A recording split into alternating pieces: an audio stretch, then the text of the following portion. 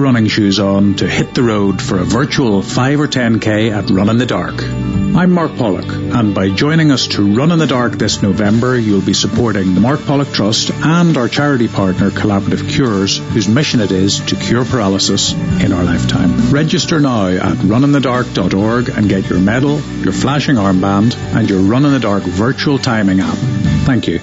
Let's talk about you looking after your business. Ford, looking after your vehicle. Let's talk hassle-free Ford leasing. Just a fixed monthly payment, no motor tax to deal with, and no maintenance or servicing to pay on selected plans. Get the Ford Transit Custom from €290 per month. Hassle-free Ford lease. Now we're talking. Search Ford Lease or text Ford to 50015 to speak to us about leasing your next vehicle. Text cost to standard rate. Price quoted for Transit Custom base with no maintenance over 4 years with 3 monthly rentals in advance. 20,000 kilometres per annum. Business users only. Price excludes VAT. Ford Lease is provided by Merriam Fleet Management, trading as Ford Lease. Create the Premier League atmosphere at home with Harvey Norman, the home of the big screen. Feel like you're on the pitch with our stunning range of 4K smart LED and OLED TVs from LG, starting from just $449. Plus, hear every kick, save, tackle, decision with LG's best-in-class soundbars. Get TV ready for all the big games with Harvey Norman. Shop online today or safely in our spacious stores. Harvey Norman, home of the big screen. Go! This is not the time for business as usual. It's time for effort and imagination. It's time to use technology to start your online plans. It's time to work from home to stay in touch. It's time to look to each other. Erscoa Kela. Ireland is working online with help from Black Knight and .ie, because now we need better than business as usual. Call Black Knight on 059 918 3027 or visit blackknight.ie. Grant has been providing reliable, efficient and affordable home heating technology for over 40 years. From the award-winning Grant Vortex condensing oil boiler to the highly efficient Areola heat pump, you can trust Grant to heat your home. Think heating, think Grant. Visit grant.eu. Introducing Guardson Sport. Protect your sporting equipment from COVID-19 for up to 14 days with Guardson Sport disinfectant treatment. Ideal in team sport settings with the sharing of balls, rackets, gloves, helmets and all other sporting equipment. Guardson Sport kills COVID-19 on impact, keeping surfaces free from COVID-19 and other viruses and bacteria for up to 14 days by creating a protective polymer layer on application. For more information on Guardson Sport and other quality assured, certified and approved PPE, visit yourcovidprotection.com. You are listening to TalkSport's coverage of Sheffield United against Fulham from Bramall Lane. I'm your host, Alex Crook. Alongside me is the former West Ham, QPR and Fulham defender, Rufus Brevitt. This is Premier League Live. Well, Sheffield United were one of the success stories of last season, achieving their highest ever Premier League finish in their first campaign following promotion from the Championship. The signs are already there that this year could be very different for Chris Wilder's men, yet to pick up a single point from their first 4 matches of the season. A hangover that started in truth post-lockdown. It's 7 successive Premier League defeats in total. A record that Wilder will be desperate to avoid adding to against a Fulham side who found it tough going themselves following their rise from the second tier. They too have lost each of their first 4 games. Never in their history have they lost 5 in a row at the start of the season. The 2 sets of players are lined up ready for kick-off under drizzly skies in South Yorkshire. This city famously is forged in steel. Both teams are going to need to show that steel and that courage and determination to get their season off and running here this afternoon. The first of 4 live games coming your way. Palace against Brighton follows hot on the heels of the full-time whistle here. Then Tottenham West Ham at 4:30. And the day rounded off with Leicester at home to Aston Villa. As the 2 managers exchange a handshake, clearly mutual respect between Messrs Wilder and Parker. They will both be acutely aware of exactly what is at stake here this afternoon as the players and coaching staff take a knee, a sign of solidarity towards racial discrimination and prejudice before kick-off. And we are off and underway here at Bramall Lane. It is Sheffield United in the red and white stripes, black shorts and red socks, shooting from right to left in the first half. Fulham in their all-change strip of all yellow, attacking the goal away to our right. Both teams have made notable changes from their last Premier League lineup. For Sheffield United, it was a 2-1 defeat against Arsenal at the Emirates Stadium. 3 alterations for them. Max Lowe comes in at the back, Oliver Norwood in midfield, and Ollie McBurnie joins David McGoldrick up front. Burke, Robinson and Osborn all make way. So it's Ramsdale in goal, Lowe, Egan and Basham in defence. Baldock, Lundstram, Berge, Norwood and Stevens make up a 5-man midfield, with McGoldrick and McBurnie leading the attack. 2 debutants for Fulham in the form of Tosin Adarabioyo, the England under-19 defender signed from Manchester City on deadline day, and Ruben Loftus-Cheek, who arrived on loan from Chelsea. Ademola Lookman also makes his first full Premier League appearance for the club. So it's Areola in goal, Aina, Adarabioyo, Ream and Robinson in defence, Cairney and Anguissa in front of them, Caballero, Loftus-Cheek and Lookman behind Alexander Mitrovic up front. We played 2 minutes and already Sheffield United have a player down injured. Fulham seem to be ignoring that and playing on anyway. The referee has now blown. There's an off the ball incident, I think, on this near touchline, and Max Lowe, Rufus, is the player down. Yeah, holding his head. Yeah, he was. I think it was a clash with Ruben Loftus-Cheek. I think he more ran into him, and Loftus-Cheek just stood his ground. Don't think there was much in it with Loftus-Cheek, and he's just ran into him. Cheek just stood his ground, and he's bounced off and he's come off worse. I'm sure he'll be okay. Probably just a bit winded. Max Lowe signed on a big money deal from Derby County in the Championship over the course of the summer. He's down receiving treatment, so an early stop in play here. Yeah, it looks like his mouth might be cut, but he's on the ground now, getting a bit of treatment from the medical staff. They have had issues this season, Sheffield United, in terms of naming a settled back line. I mentioned in the build-up to the game that Jack O'Connell is out for the foreseeable future with a knee injury. They lost John Egan after he was sent off on the first day of the season against Aston Villa, and it looks here maybe that Max Lowe is struggling. Yeah, I mean, and if you look at last season, that was their strength. The back line being knowing who to choose, and you could choose the back line. This season they've had a few chops and changes. Scott Parker just taking a drink from the water bottle. He was relegated as a player with Fulham back in 2014. I'm sure we'll be keen to avoid repeating that scenario as a manager, having led them back into the top flight last season via the Championship playoffs. Looks like Lowe will be okay to continue, but it just disrupts any kind of early momentum, Rufus. The game hasn't really had time to find its stride as yet. Yeah, no, I mean, both teams looking to get on the ball. But you look at Sheffield United, they'll be looking to test this Fulham back line early doors. Is this a must-win as far as Chris Wilder is concerned, when you look at the fact they're on a run of 7 straight defeats in the Premier League, and Fulham are a team shipping goals for fun at the start of the season? I think it's a good time to play Fulham. I think if you look at the way that they have been shipping goals, Chris Wilder would have looked at it and thought, this is a game that we really should win. And in doing so, you look at Fulham again, you look at them, they haven't won a game yet, they'll be looking to do the same as well. So, interesting game this afternoon. Big news from Brighton Hove Albion. They've completed the signing of striker Danny Welbeck, of course the former Manchester United, Arsenal and Watford forward, available on a free transfer, having had his contract at Vicarage Road torn up by mutual consent. He signed a 1-year deal, Rufus, with the Seagulls. Well, I think if you can keep him fit, and I think that's been his problem throughout his career, really, whether you can keep him fit, and if you can, you've got a good player there. Yeah, 42 caps for England, 16 goals for his country. Danny Welbeck, twice a Premier League title winner. Signed too late to make his debut in that game that we're about to bring you at 2 o'clock. Palace against Brighton at Selhurst Park, but the pre-match news involving the visitors there. Here at Bramall Lane we played 6 minutes. It remains goalless between Sheffield United and Fulham, and the ball is played back to Aaron Ramsdale in the Sheffield United goal.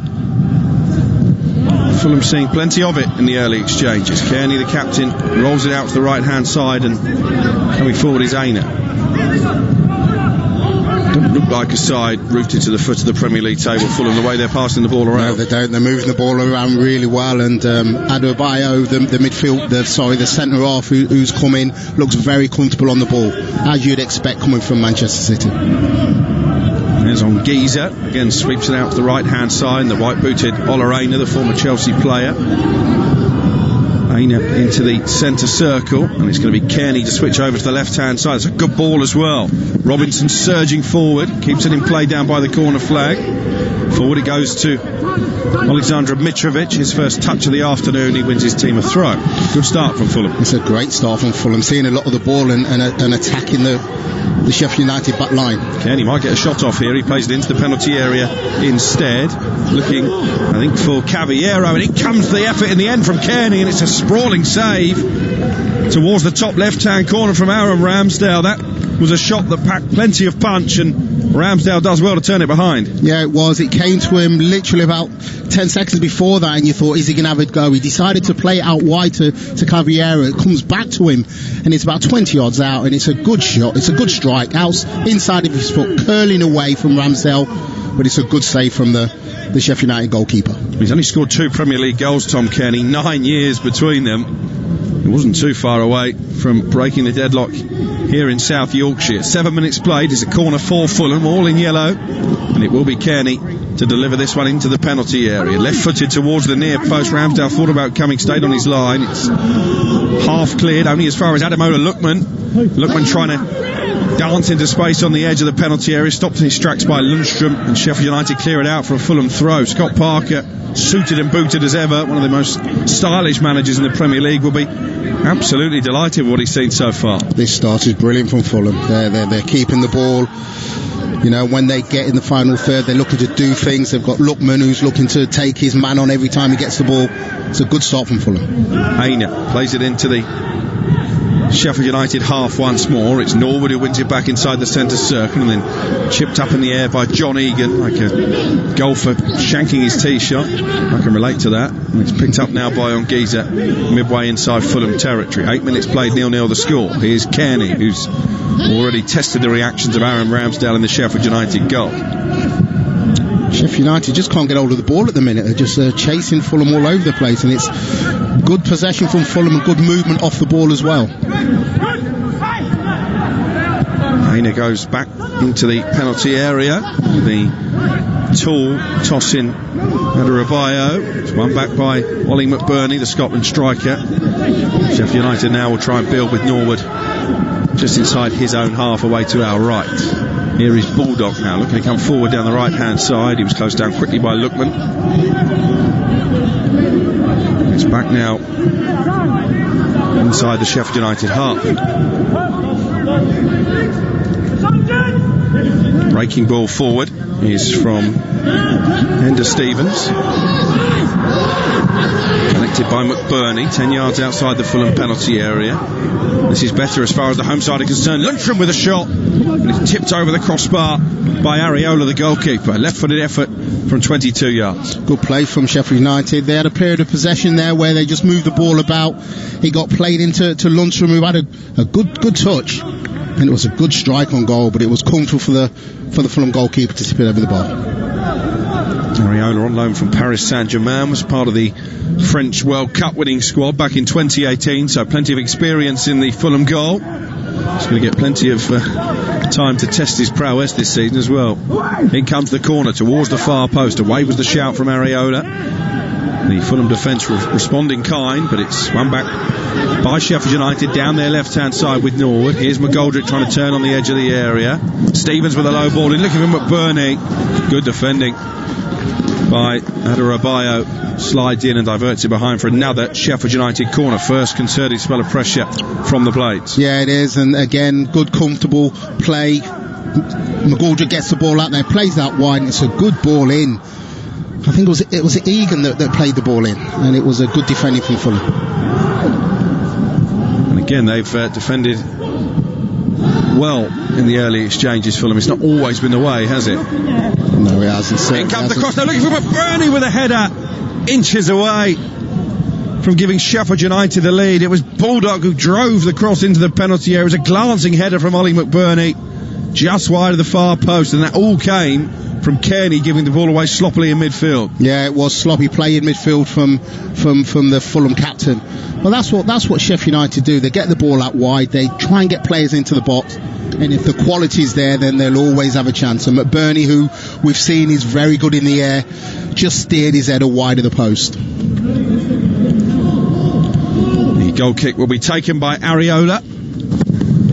Right footed into the Sheffield sky. There's good distance on that. Cairney wins the header. Or Mitrovic, I should say. And here now is Ademola Lookman, who strokes it out to the left-hand side for Fulham. Intercepted by Norwood. And he goes all the way back to the edge of the penalty area in John Egan. It's Aaron Ramsdale, the former Bournemouth man, who clears upfield into Fulham territory. Collected by Adebayo. Played for Manchester City's under-18s when he was just 14 years of age, the central defender. So clearly a player that has been identified for some time as having a bright future in the game. He started the game really well today. He really has. He did sign Joachim Andersen, a Danish defender, but he's picked up a serious knee injury in training. So bad news for Scott Parker. That was why they didn't allow Michael Hector to go out on loan on Friday, when the cut-off was for transactions between Premier League and EFL clubs. Here is Ollie McBurnie with the socks rolled halfway down his ankles. Tries to exchange passes on the left-hand side. Sander Berge. It's one back by Fulham again. Here, over the halfway line, is Ademola Lookman. Sliding tackle, wins it back for Sheffield United. Sander Berge now with a chance to drive at the Fulham penalty area. McBurnie's made a run in the centre. It's only half away, and it's steered goalwards in the end by Chris Basham, of all people. Once again, not too far wide. Well, that was a chance. It came out to him. It was a cross on this right-hand side. Good defending from Fulham. Didn't quite clear their lines.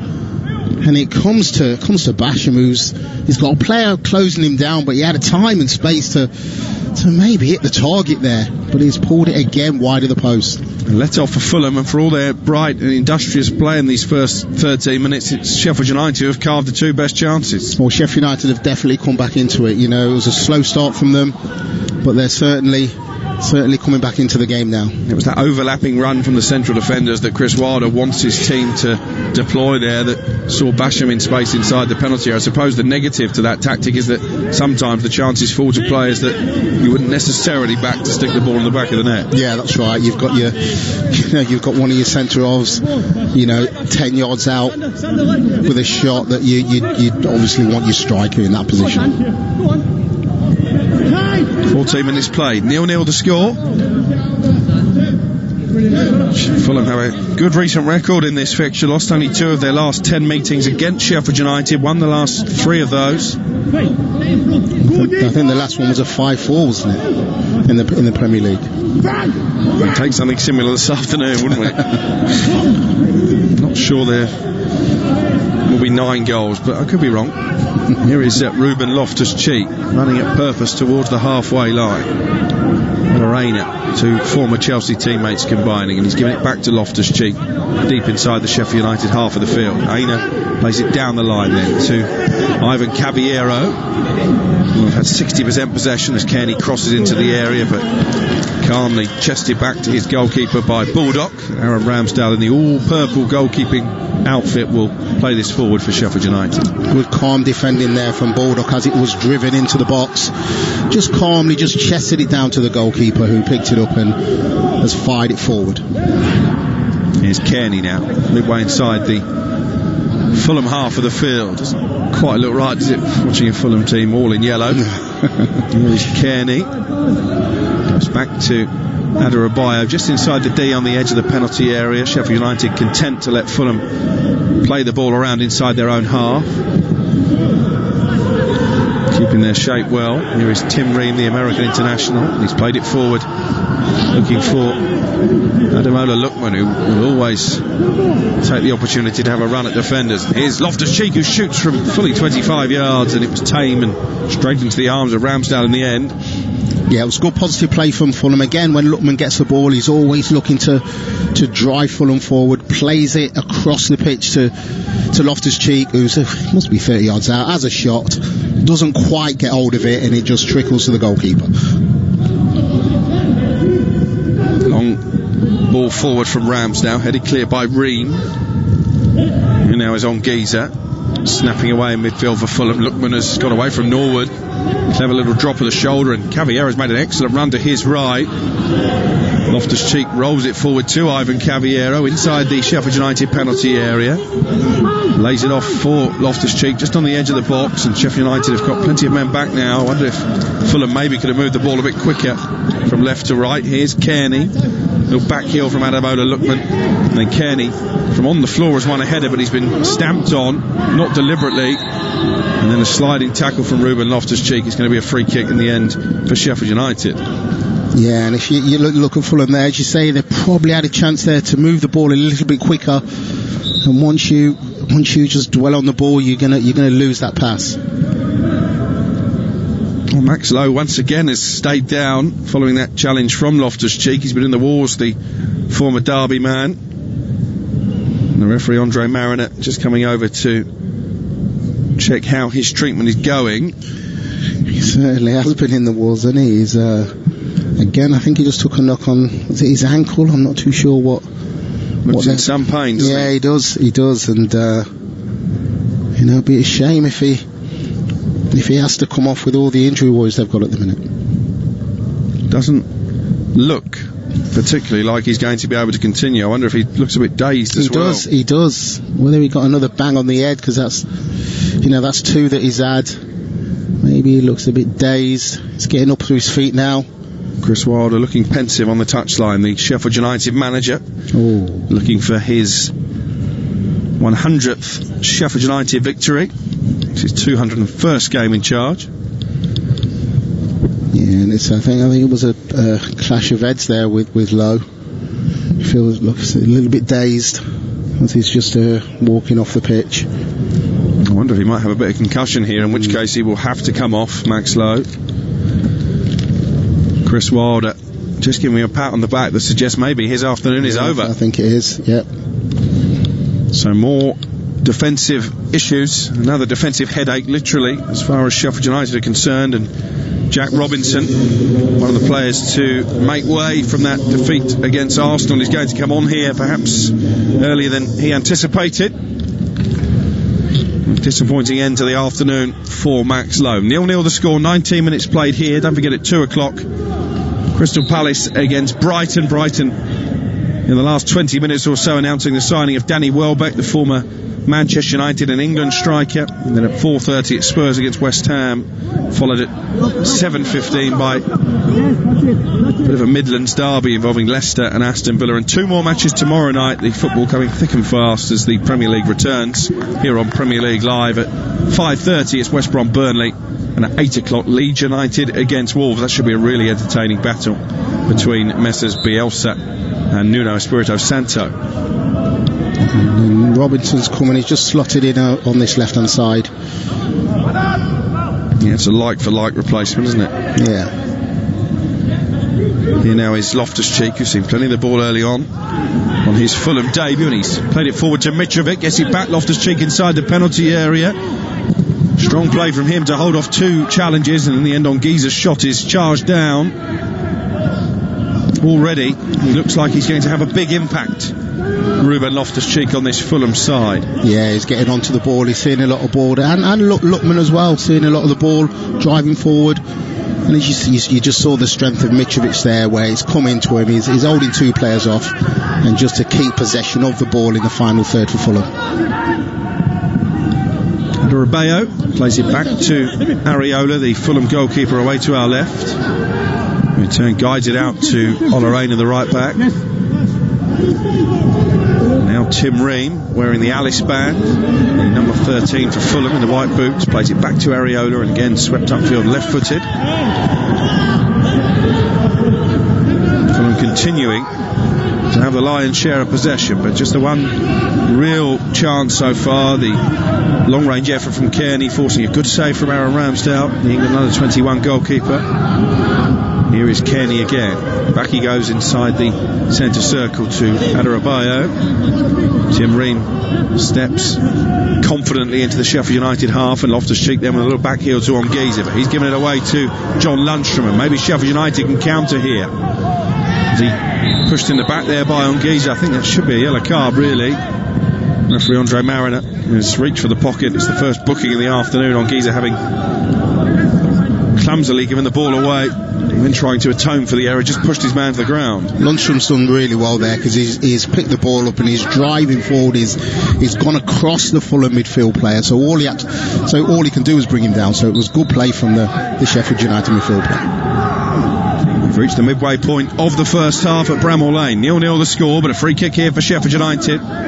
Fulham have been susceptible to conceding from set pieces so far in this Premier League season, and it was a dangerous delivery headed back to the goalkeeper Areola by Aina in the end. We know that Norwood has got good ability from dead ball positions, and it was a decent ball in there. That there was Aina that just got his head to it and got it back to the goalkeeper. Areola has the ball on his feet once more, chips it out to this right hand side to Aina. Sheffield United 0, Fulham 0 here on Premier League Live. Cairney infield for Anguissa. Good game, Tom Cairney, the Fulham skipper. Now Ream makes his way towards halfway, out to the left hand side, and Ademola Lookman. Oh, lovely turn from Lookman to get away from Berge once more. Twists one way and then the other, but it's cleared upfield in the end by Norwood. McGoldrick trying to roll it forward to Lundstram, and this attack has got a bit of purpose about it. Here into the penalty area comes Enda Stevens. He drills it low towards the bottom corner. Comfortable save in the end for Areola. Just wonder if he could have looked up there and maybe try to play McBurnie, the left wing back for Sheffield United. Yeah, he just caught them out there on the counter there. And as you see him on this left hand side again, he's very, very wide. He's decided to hit it low and hard across the goalkeeper, but as you say, McBurnie was in the middle, but he decided to go for the shot. He doesn't get too many goals, Enda Stevens, in the Premier League, and that would be a perfect attempt to beat Areola from that acute angle. Here is Areola playing it to Adebayo on the edge of the area. Loftus-Cheek into the stride of Aina. It's a good ball forward that Mitrovic should really have controlled. Showed too much of it to Chris Basham, and it's back now with Ramsdale, the goalkeeper.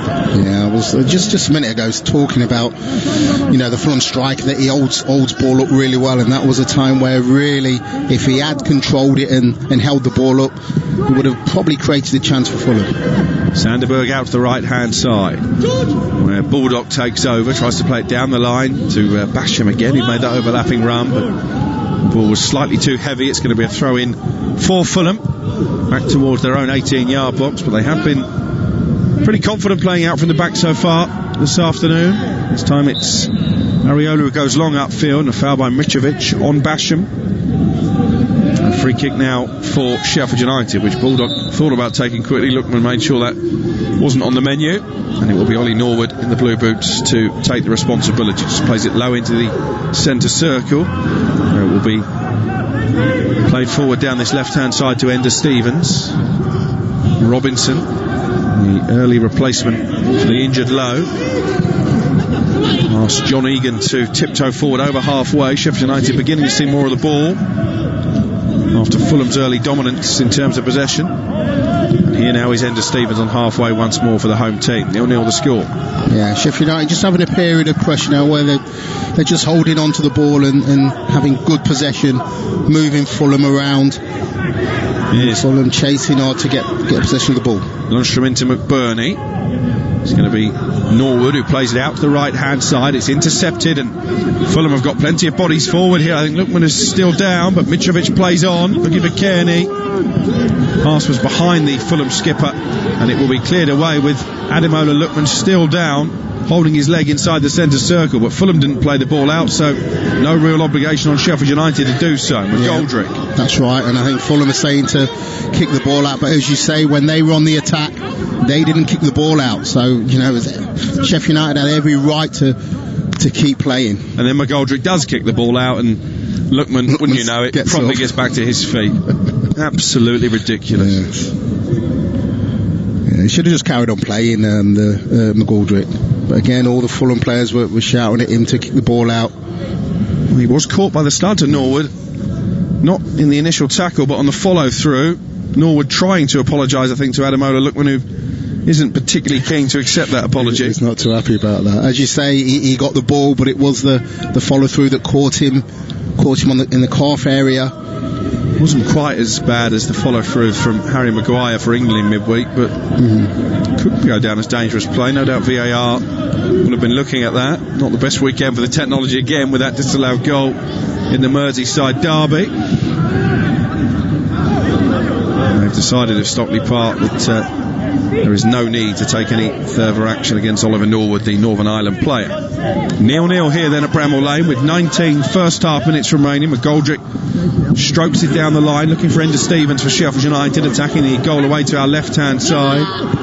Big canvases of the Sheffield United emblem behind that goal. We're on the march is one of the slogans. Of course, clubs have gone to great efforts to decorate their stadiums, try and cover up the hordes of empty seats.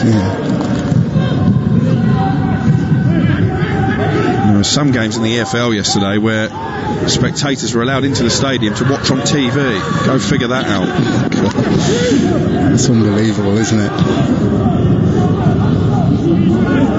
Here now is Ruben Loftus-Cheek, stretching those long legs and racing into the Sheffield United half. Loftus-Cheek, who's had a nightmare spell with injury, only played 9 games last season for Chelsea because of an ongoing Achilles problem. Did start the campaign as a regular in Frank Lampard's first 11 this time around, but with all the attacking players that Lampard has signed, he was deemed surplus to requirements. And hopefully he can, be injury-free and start enjoying his football, because he's a fantastic player. A really good loan spell, didn't he, at Crystal Palace a season or two ago. Here is Ademola Lookman, who seems to have made a miracle recovery from that injury that saw him down inside the centre circle for a good minute or so. It's amazing the healing power when your team are in possession as opposed to when the opposition have the ball. The other little look up and then saw that he's kicked the ball out and then got up. Here now he's on Giza, pirouetting away from Ollie Norwood, who is a midfielder of the combative variety, I think it's fair to say. Here now is Cavallero, and he's giving it away, looking for Cairney, one back by McBurnie inside the centre circle after a bit of a wrestling match between the two. And here now down the right hand side comes Sander Berge. He's taking on Cairney. Could have let it go out for a corner, but he keeps it in play on the touchline. Basham's cross, McBurnie's header. Oh, brilliant save from Areola. But maybe Ollie McBurnie from 4 yards out should have buried that one. Well, he's got to score, hasn't he? He's got to score. He's right on the 6-yard line as it comes across. And I don't think he got the best connection of it.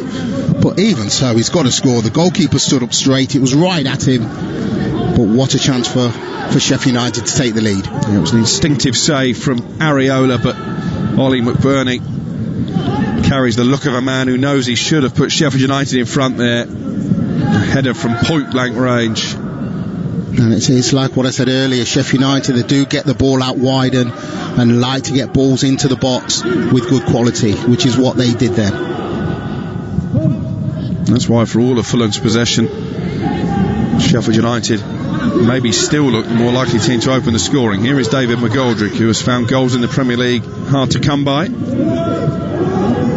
He is the scorer of Sheffield United's only league goal this season, though, in that defeat against Arsenal. Also got their only cup goal. David McGoldrick. Here is Norwood, stroking it forward to Sander Berge, and he's got space here to run towards the area. McBurnie ahead of him. Berge might shoot from distance, does so. Straight into the midriff of Areola. Yeah, and again, it's good play, and it's Holly Norwood there that just played a little ball back, got into space, played it into Berge, who he's driving forward, and the Fulham defenders just backed off. He got to about 20 yards, decided to have the shot, but again, it was a comfortable save from Areola.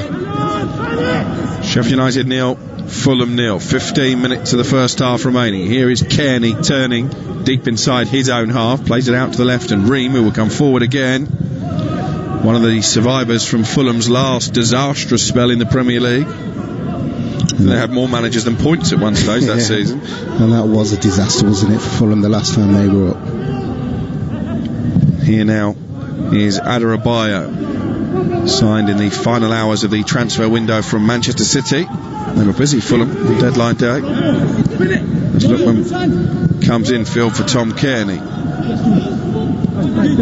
I wonder how long Chris Wilder will leave it before he introduces Ream Brewster, the record signing for Sheffield United and Liverpool. I suppose it's one of those, Rufus, where he's probably got an idea even before the game of when he wants to bring him off the bench. Yeah, definitely. You know, if there's no injuries, but I'm sure, you know, he's thinking, right, we'll give him half an hour, 35 minutes.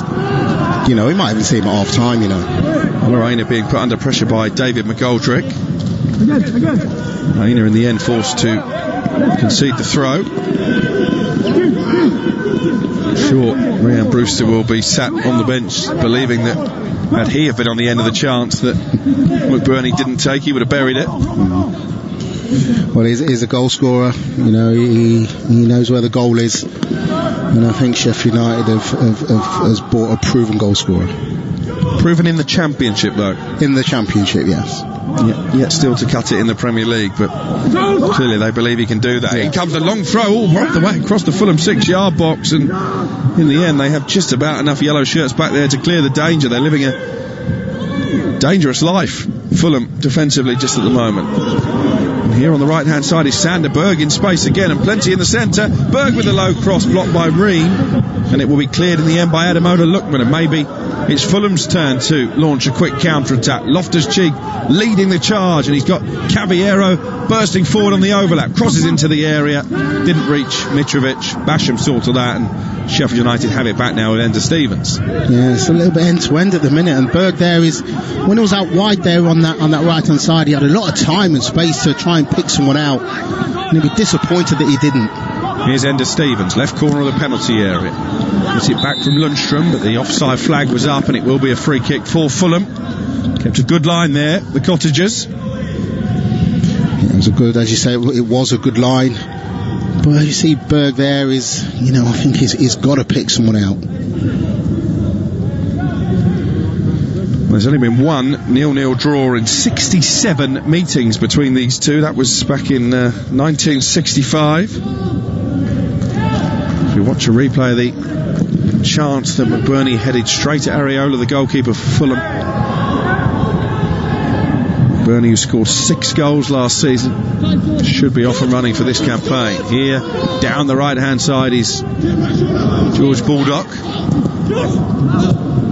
Plays the low ball to Sander Berge, who's in space inside the penalty area. Sander Berge trying to switch on his left foot and plays it out to the edge of the box, and the cross is over the head of Lundstram in the end.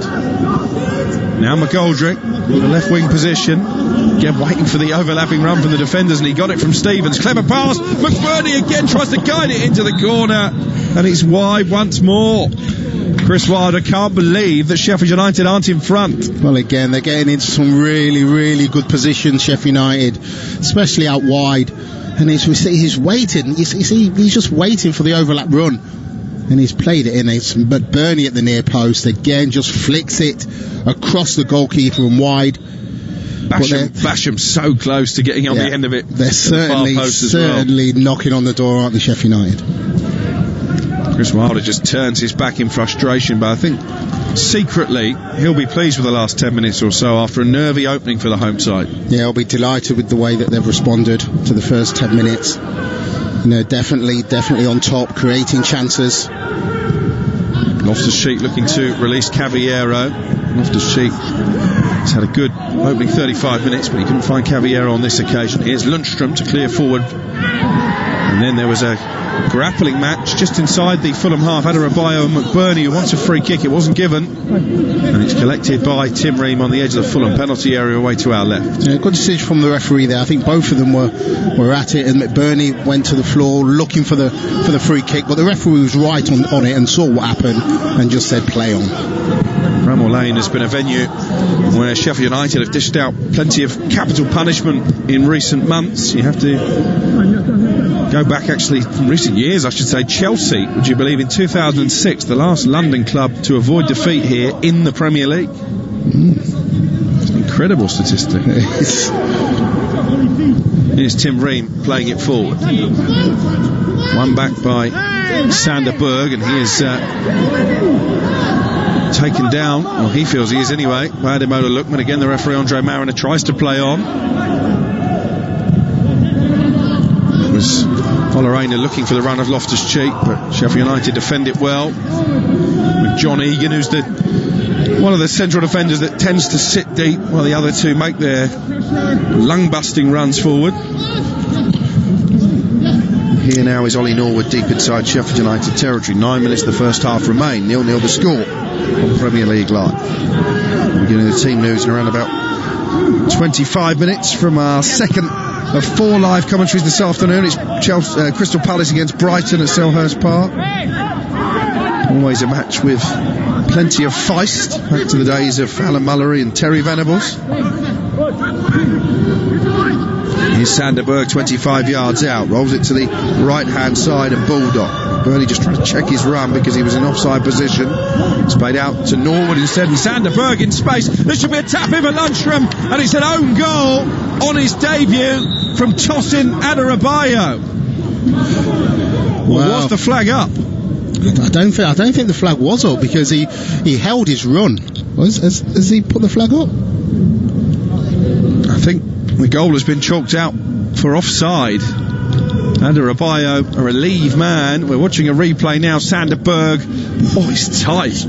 Caballero just stepping out at the last moment. I mean, in fairness to Adebayo, if he didn't put it in his own net, then Lundstram would have done. Yes. VAR are taking a look at this. The famous blue line has been drawn and the goal has been disallowed. It has, but it was good play from Sheffield United. Again, he just went a lit that touch early. But again, if the Fulham centre-half hadn't have put it in his goal, then McBurnie was there to do so. But it was offside, still 0-0. Where they're struggling at the moment, Sheffield United, or Fulham I should say, is these overlapping runs, not necessarily from the central defenders, but from the two wing-backs getting in space. Yeah, I mean, in wide areas, they're getting balls, and they've got a bit of quality as well when they get out there, getting balls into the box, and it's on both sides. They're getting in behind Fulham. 7 minutes of the first half still to play. It's Sheffield United 0, Fulham 0. Sheffield United have lost their first 4 games of a top flight season once before. That was back in 1966. Well, they went on to finish 10th on the table.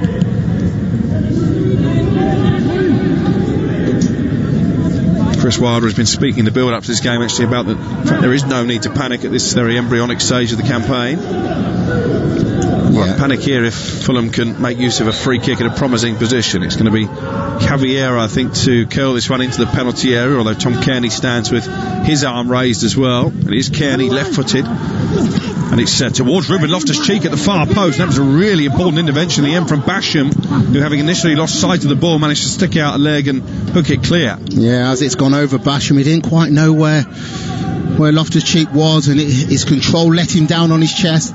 Gave Basham a chance just to nick back in front and get the ball back. And watching again the offside, it's his right boot that is literally just beyond the yellow shirted Fulham defence. Sander Berge. On this occasion VAR made the correct call. Lookman there dispossessing McBurnie high up the field and forced back towards halfway. And just lays it off for Tom Cairney, and here's Aina now inside the Sheffield United half to our right. 0-0 the score with 5.5 minutes remaining. Fulham in familiar territory in the bottom three. The last time they were not in the relegation zone as a Premier League club was back in October of 2018. Here is Ademola Lookman trying a couple of step-overs over on the far side. We've got plenty of yellow shirts forward in this attack. Anguissa rolls it down the line for Ademola Lookman. And Anguissa into the feet of Tom Cairney. Cairney again, I think, thought about the shot. Instead he tees up Loftus-Cheek on the edge of the area. This is Anguissa, 10 yards outside the penalty box. Sheffield United with everybody in red and white back behind the ball, but he's still going here on Anguissa. He's taken 2 Sheffield United players out of the game, and then he's been scythed down, and it's a free kick here within shooting range. Initially it was good play from Sheffield United, just shuffling across, blocking the spaces, but Anguissa just knocked the ball in between two Sheffield United players, and then he's been brought down right on the edge of the box, and it's a good situation for Fulham. Tom Cairney, who's already forced a good save from Aaron Ramsdale, might just fancy this one. Mitrovic is standing over the ball as well. Aaron Ramsdale hugging his near post, just trying to organise his wall. Looks like Mitrovic might let one fly here. Looks like he certainly fancies it. He doesn't see much of the ball, does he, actually? The lone striker for Fulham.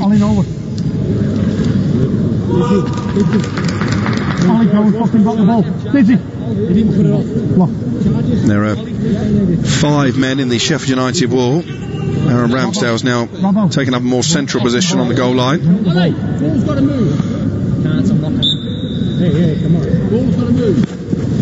It is Mitrovic low, under the wall, and into the arms of a grateful Ramsdale. It was a good strike, caught it nice and clean, but as you say, it was straight down the goalkeeper's throat.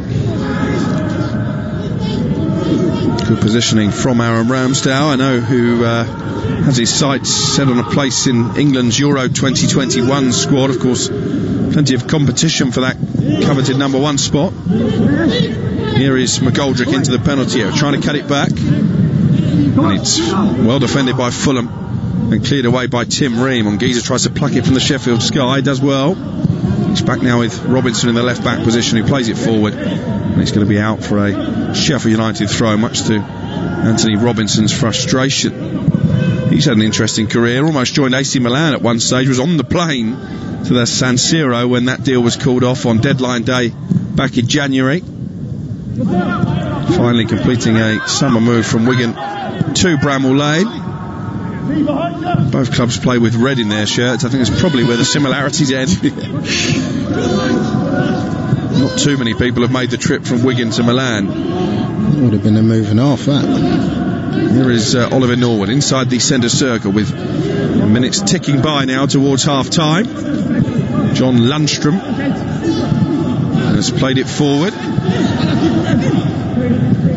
Lundstram, who had a good goal-scoring season last year, occupying a more defensive role in that Sheffield United midfield this afternoon. Here he is looking for Stevens down the left-hand side. Norwood now, as Sheffield United dictate the pace of the game towards the end of the first half. It wasn't the case for the first quarter of the match. Fulham were much the better team. Yep, they were, and they took their time to find their rhythm. Sheffield United, to get the overlapping fullbacks going forward, but they're certainly doing that now. Robinson forward to Lookman. That was a strong challenge from Chris Basham. Wins it back, and here's Sander Berge sprinting down the right hand side, cutting the cross back over the head of McGoldrick. He's going to go out for a throw in the end, but he has been a good outlet, Sander Berge. Put plenty of delivery into the penalty area. That one was just slightly too heavy. Yeah, he has. He's a strong runner, gets in really good positions, but again, the cross there was just too much on it. He tried to just chip it to the back stick, too much on it, and it's gone over McGoldrick's head. Into the final 30 seconds of the standard 45 minutes. Sheffield United 0, Fulham 0. Don't forget, coming up at 2 o'clock, Crystal Palace against Brighton. Live from Selhurst Park as Ademola Lookman again tries to come forward, and he was fouled by McBurnie. It's going to be a free kick right on the halfway line for Fulham. Maybe the last attack of the first half. It's taken short by Anguissa to Ream. Here is Anguissa. Forward he goes to Loftus-Cheek. Fulham ending the first half as they started it in possession. Here is Aina. 3 added minutes at the end of the first half, indicated by the fourth official down on the touchline below us. Here is Anguissa just inside the Fulham half, bit of space on the left for Robinson if he can find him. McGoldrick went sliding right across the centre circle but didn't win the ball back. Here is Robinson, number 33 on his shorts. Cairney out to the left hand side, and Anguissa. Will there be one last big chance at the end of this first half for one of these two teams to take a precious lead into the interval? David McGoldrick has just had his heels clipped by Anguissa, so it's going to be a free kick, but well inside the Sheffield United half.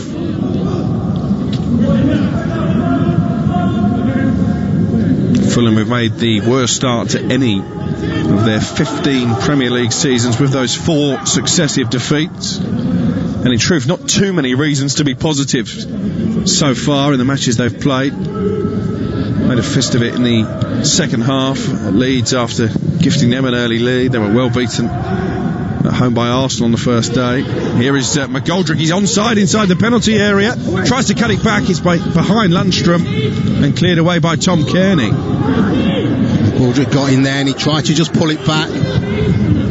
Berge now getting to the byline once again.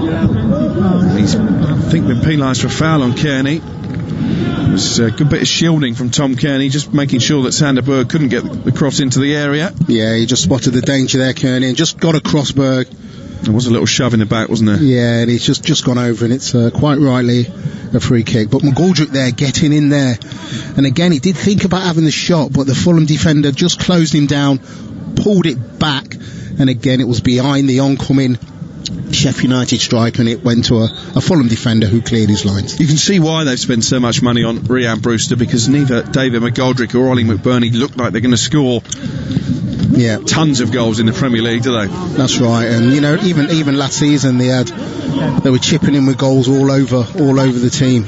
You know, whereas you look at Fulham, they do rely on Mitrovic to get their goals, and maybe Brewster is the man to come in and score 10-15 goals for the season. They were pretty clinical last season, Sheffield United. They had the fewest goal attempts of any team in the Premier League, but still achieved their highest ever points tally in the competition and their best ever finish. I think that was thanks largely to their defensive solidity. 13 clean sheets, only 39 goals conceded in their 38 games. Yeah, you've always got a chance if you're rock solid at the back, which they have been. Ramsdale punts it forward one last time in this first half as the floodlights shine around Bramall Lane. McBurnie heads it into the Fulham area. McGoldrick off balance as he slips.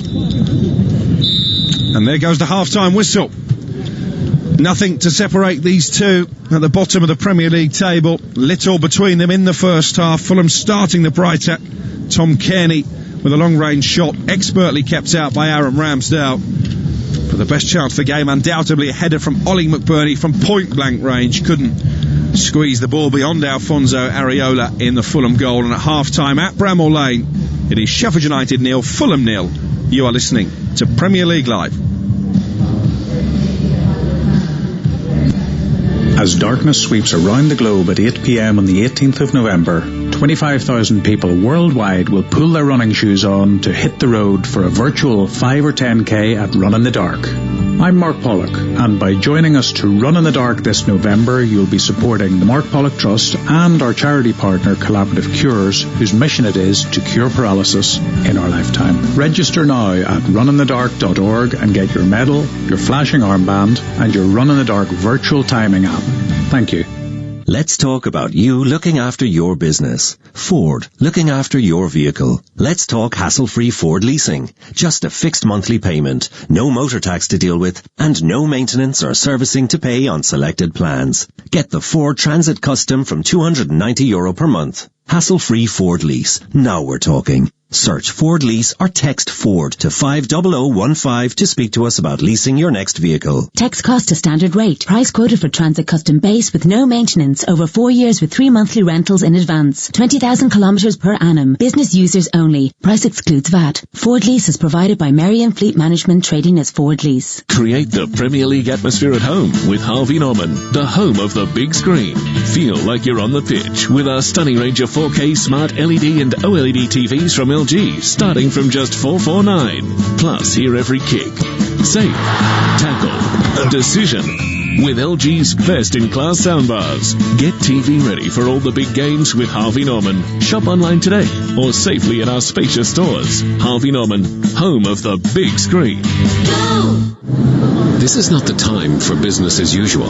It's time for effort and imagination. It's time to use technology to start your online plans. It's time to work from home to stay in touch. It's time to look to each other. Erscoa Kayla. Ireland is working online with help from Black Knight and .ie, because now we need better than business as usual. Call Black Knight on 059 918 3027 or visit blackknight.ie.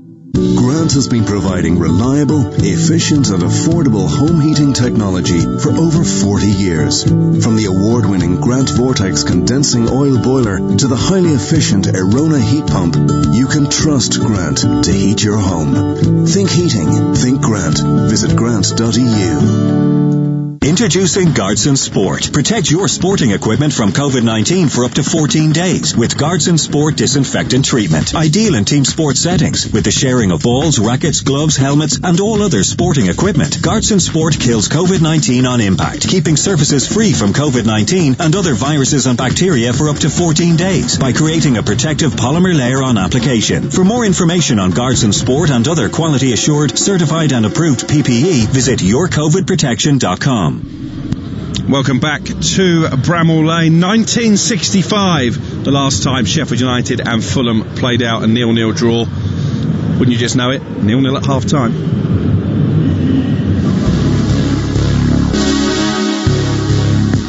Yeah, he might get a shot off here. He plays it into the penalty area instead. Looking, I think, for Caballero, and it comes to the effort in the end from Cairney, and it's a sprawling save towards the top left-hand corner from Aaron Ramsdale. That was a shot that packed plenty of punch, and Ramsdale does well to turn it behind. And it's about 20 yards out, and it's a good shot. It's a good strike out inside of his foot, curling away from Ramsdale, but it's a good save from the Sheffield United goalkeeper. Basham's cross, McBurnie's header. Oh, brilliant save from Areola. But maybe Ollie McBurnie from 4 yards out should have buried that one. I don't think he got the best connection of it. But even so, he's got to score. The goalkeeper stood up straight. It was right at him. It's played out to Norwood instead, and Sander Berge in space. There should be a tap in for Lundstram, and it's an own goal on his debut from Tosin Adarabioyo. VAR are taking a look at this. The famous blue line has been drawn, and the goal has been disallowed. It was good play from Sheffield United. Again, he just went and lit that touch early. But again, if the Fulham centre-half hadn't have put it in his goal, then McBurnie was there to do so. But it was offside, still 0-0. Well, as Rufus Brevet articulated there, still goalless between Sheffield United and Fulham.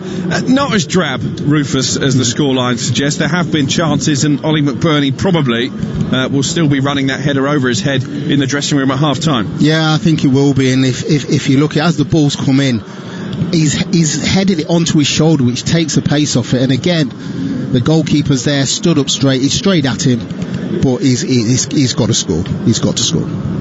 Yeah, so Sheffield United 0, Fulham 0. Ream Brewster has been the talk of the town. A surprise maybe that he didn't go straight into the starting lineup. Will Chris Wilder be tempted to chuck him in at half-time?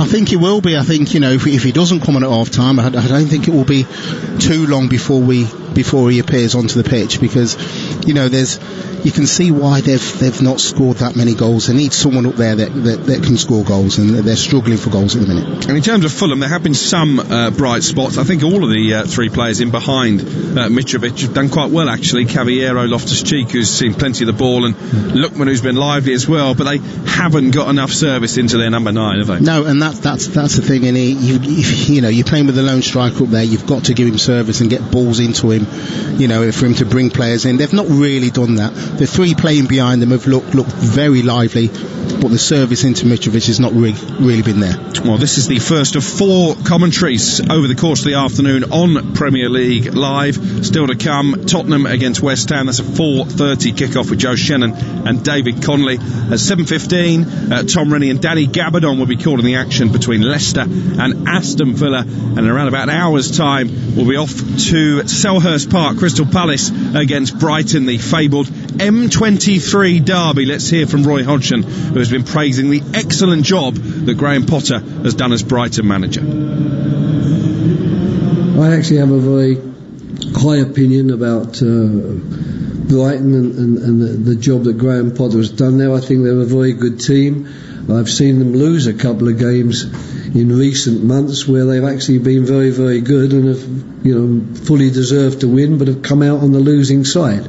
So we're preparing for a very, very good Brighton team, and I don't myself identify an incredible defensive weakness. We think that they are good both going forward and defending, but if they're kind enough to have got it into their heads that they need to concede 3 goals every game, we'll take it. That's Roy Hodgson, probably alienating himself to every Crystal Palace fans by saying nice things about Brighton. Doesn't go down particularly well, does it? But I think he's right. I mean, eyebrows were raised when Chris Hughton was ruthlessly dismissed by Brighton a couple of seasons ago. Great to see him back and off to a winning start in the Championship at Nottingham Forest yesterday. Graham Potter, has he transformed them that much? Because the points return isn't actually much more impressive. No, it's not. But when he first came in, he's changed the style a little bit. They're more pleasing on the eye. But no, when you look at the points total, there's not much difference in there, is there? But again, it's a massive game this for them, and we'll just see what they can do. Is that the modern way now? That the fans are not content just to see their team win matches? They want to see them win with a certain swagger and a certain style. Well, I think when you come in as a manager, you want to change the style and you want a bit of everything. You can't always get everything. You want to be pleasing on the eye and also get the points. But I'm sure we're in a results business. I'm sure that fans will look at it and think, well, they want to win games. I covered transfer deadline day for TalkSport. There wasn't a single mention of Wilfried Zaha going anywhere. Are you surprised that he didn't have more suitors than he did over the course of the summer, and how big a boost is it for Crystal Palace that he remains at Selhurst Park? I'm very surprised, but he's Crystal Palace. He's left Crystal Palace once and come back, and he's a fantastic player, and it just seems as though he's a Crystal Palace player. When you look at Wilfried Zaha, he's Crystal Palace, and he's not sulked. He's getting on with the job and playing really well at the minute. Brighton announcing the signing of Danny Welbeck a couple of hours ago, or an hour or so ago. Can't play today. Probably offering him big money. I think he was on a 6-figure salary at Watford. Is that a gamble given his recent injury record? Well, it is. Anything. It's always a gamble when you bring in strikers in. But again, like I've said, if he stays fit, they have got a player there. If he stays fit, and that's the massive thing. If he stays fit, because he's had a lot of injury problems. How do you see that game going? Because Brighton have played well so far this season, particularly against Manchester United at home, when they could have been 5 up and ended up losing the game. I think when you look at it, I mean, both teams can win the game, but I think it'll be a draw. I'm sitting on the fence. I was going to say, let's get that freshly painted fence for you. Okay, well, we'll have the team news very shortly from Selhurst Park, as you've been hearing there. It's Palace against Brighton, one of the more unusual grudge matches in the Premier League. That's followed by Spurs against West Ham, a more historical rivalry perhaps in London, and Leicester against Aston Villa, rounding off this Sunday afternoon. Tomorrow evening, West Brom against Burnley Burnley at 5:30. That's followed by Leeds against Wolves at 8 o'clock. Half-time at Bramall Lane. Sheffield United being held to a goalless draw at home by Fulham. How long? Until Ream Brewster is called upon by Chris Wilder. You'll find out very shortly. This is Premier League Live. Let's talk about you looking after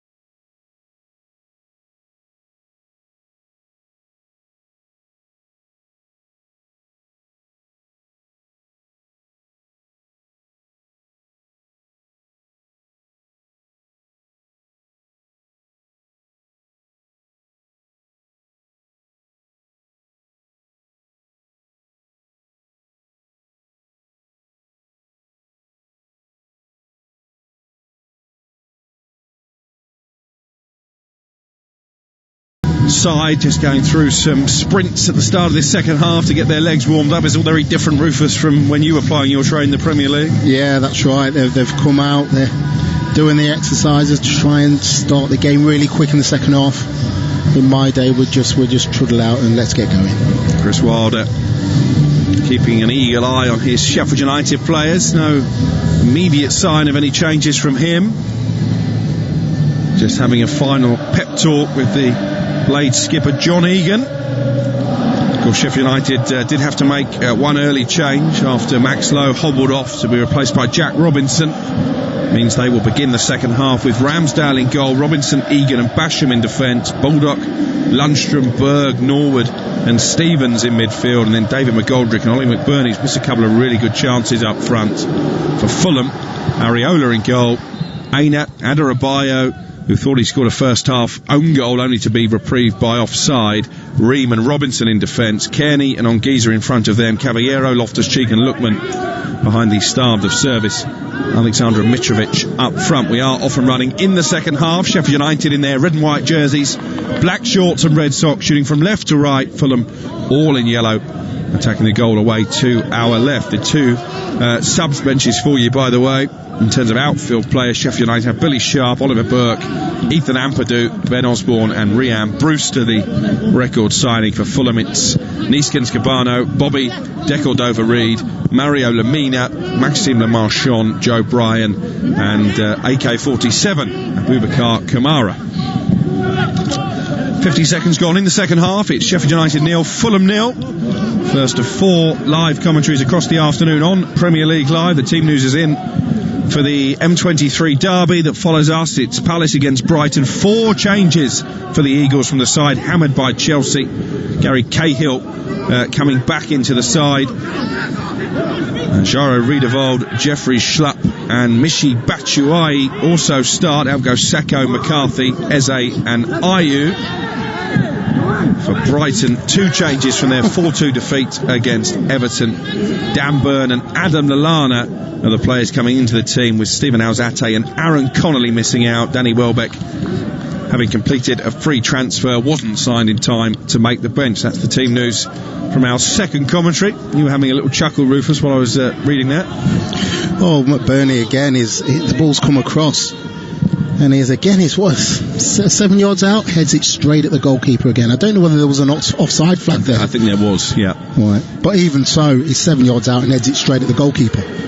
Is he the most likely one to be replaced, or the fact that he's getting himself into a position to score chances? Maybe McGoldrick might be sacrificed for Brewster instead. Well, he's getting himself into positions to goal scoring positions, which is always a good thing. Hopefully one of them will go in, whereas McGoldrick is working hard off the ball, hasn't really had a clear sight at goal yet. I told a bit of a lie there, actually. I said he's getting himself, McBurnie, into positions to score chances. He's getting himself in position to miss chances, isn't he? Was the more factually correct That's what you should have said, yes, yeah.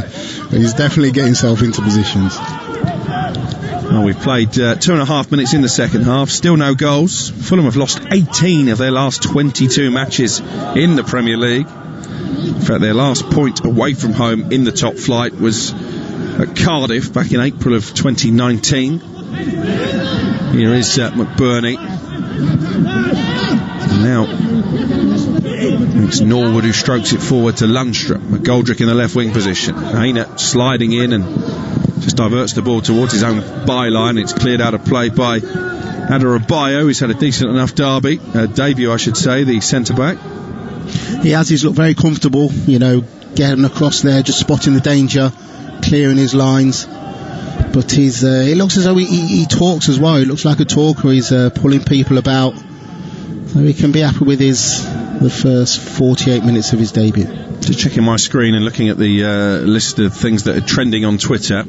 Danny Welbeck amongst them, having signed for Brighton as the long throw is launched into the Fulham penalty area, easily dealt with by Areola. McBurnie is also trending, and so too is Ream Brewster. So putting 2 and 2 together, I think the Sheffield United fans are calling for that change to be made imminently. Let us know your views. At TalkSport Live is the Twitter address. Send us pictures of where in the world you are tuning in. And as Ollie McBurnie again makes his way into the penalty area and was wrestled to the floor by Aina. It was outside the box, but it will be a free kick in a dangerous position as far as Sheffield United are concerned. Yeah, he's just come inside Aina there, and he's just it's McBurnie. He's just grabbing hold of him, and he's just outside the box. And it was again, the referee was right on top of it, and it's give a free kick. Yeah, McBurnie taking up a position inside the 6-yard box. The referee just applying the magic spray inside the Fulham penalty area. Oliver Norwood, as always, will take the free kick. It's a yard outside the edge of the penalty area, over on the left side of the field as we look. At the moment, George Baldock has made a good run and is totally unmarked on the edge of the penalty area. Sander Berge also, if he just wants to tee it up to Sander Berge, he might get a free shot on goal. At the moment, Norwood only has eyes on the inside of the area, and he curls it towards the far post, and it's easily cleared away by Anguissa. I think I'd have been tempted just to roll it into the feet of Sander Berge there.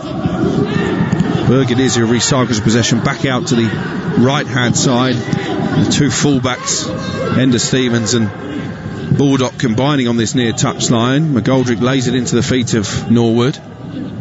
Fulham with every outfield player back behind the ball now. Here is Norwood again, trying to pick his way through. Finds Stevens, but he's dispossessed by the long-legged Adebayo, and Fulham now maybe with a chance to counter-attack. Haven't got too many yellow shirts forward. Lookman turns away from Lundstram and then rolls it into the feet of Cairney inside the centre circle. Here is Loftus-Cheek out to the right-hand side, and Cavallero. Mitrovic the target on the edge of the 6-yard box. When Ramsdale flapped at it and then made a really good save as Ademola Lookman just tried to stab in the rebound. He's gone down, Lookman, but Ramsdale, having made the mistake initially, gets himself out of trouble. Well, he does. As the ball came over, you know, you thought he was just going to catch it, but he flapped at it and then it dropped quite kindly to Lookman, and the Sheffield United goalkeeper got up and he's made an unbelievable save again. You know, so he's kept the score at 0-0. Just lost sight of the cross, Ramsdale, but he did really well, Superman style, to make himself big and block the follow-up attempt from Ademola Lookman. It's the first time really though they've put anything like an inviting cross into the area, the type of which Mitrovic loves to attack. Lookman is down receiving treatment. Yeah, it really was a atone for his error. Really was a fantastic second save, and I'm sure Lookman thought, you know, he's just got to get this on target, and he was going to put Fulham in the lead, but Ramsdale made a fantastic save. Yeah, Ramsdale just making sure that Lookman is going to be okay, having been caught on the follow-through from the big goalkeeper. £18.5 million Sheffield United paid to re-sign him from AFC Bournemouth. He was actually sold by Chris Wilder on his wedding day, first time around, for just £1 million. I remember speaking to Chris Wilder about that after Sheffield United's very first game in the Premier League at Bournemouth on the opening day of last season. He said, Aaron Ramsdale, make sure that I never forget to send an anniversary card. I'm not sure that Aaron Ramsdale should be the main thing on his mind when he thinks back to his nuptials.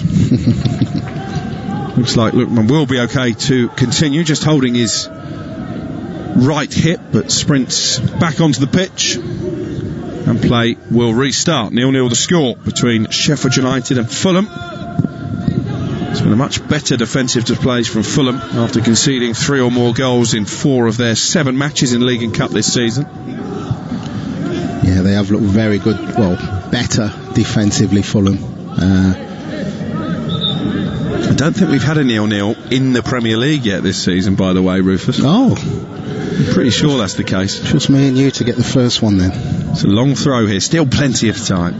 Let's not be so pessimistic. It's a long throw that Sheffield United are going to take with Jack Robinson. Again, it straight into the arms of Areola, and he bowls it out quickly, looking for the pace of Lookman.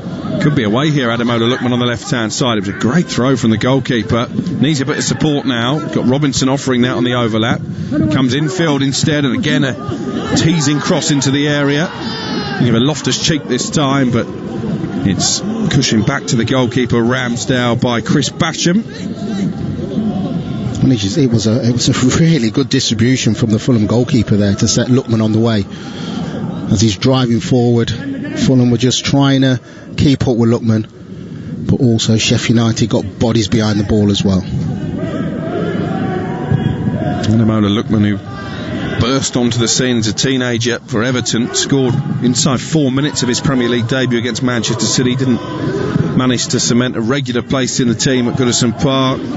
Went out on loan to RB Leipzig, did well enough that they signed him permanently, but he barely played at all last season in the Bundesliga before linking up with Fulham on loan. But he's clearly a player with bags of ability, and here he is again on the ball. Mitrovic to his left. He's managed to squeeze the pass through for Mitrovic, holds it up for Anguissa. Anguissa into the penalty area, might think about the shot here, trying to drag it back along the 6-yard line, and it's in the end clear behind by Jack Robinson. And Anguissa there, I think he's got into the box, and I'm thinking he's got to just hit it low and hard across the goalkeeper, and I think he tried to pull it across, and it just got cut out by, is it Robinson there that just cut it out, and it's gone for a Fulham corner. But I thought he should have just had a chance and just hit it across the goalkeeper, and so what happened? 2 corners apiece now, 0-0 the score. with 56 minutes played, and it's going to be Cavallero to take the corner. Right-footed delivery. And it was headed down by Loftus-Cheek. A big shout for handball, and the referee says penalty. Wow. Well, he took his time there, Andre Mariner, before pointing for the spot. It was a loud handball shout from Fulham. Well, as the ball came over, yes. Well, the arm was up, wasn't it, at the near post? It was that man Robinson jumping with the left arm in the air. Did he make contact with the ball? It's really close, actually. Loftus-Cheek, did he head it onto the arm? Well, his arm shouldn't be up there anyway. And no, but did he pull it away just in time? I think he touched it first. I really do. And I'm sure VAR have looked at it.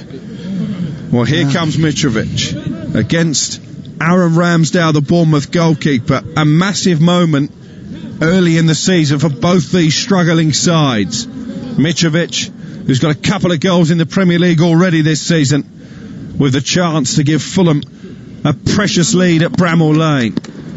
Ramsdale clapping his hands together. Mitrovic stands hands on hips, ready to take this penalty. We haven't seen too many missed penalties in the Premier League so far. Here is Mitrovic, right-footed over the bar!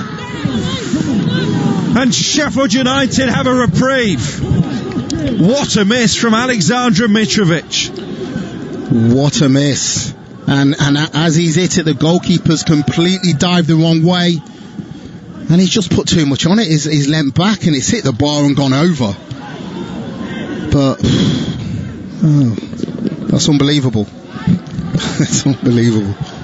Aaron Ramsdale punches the air in jubilation, but as Rufus has already articulated, he dived the wrong way, would have been nowhere near it, but Mitrovic just tried to lift it into the top corner and he smashed it against the crossbar and behind. What a chance for Fulham, and what a let-off for Jack Robinson, the Sheffield United defender, who leapt arm in the sky. And they have changed the interpretation of the handball rules slightly, the PGMOL, but any time that your hand is above the shoulder and it makes contact with the ball, that will be a penalty. That isn't going to change. I think it was the right decision. I really do. I think it was the right decision. But again, it's when you're down there, you want a bit of, well, if anyone you want on the ball, it's Mitrovic in that position.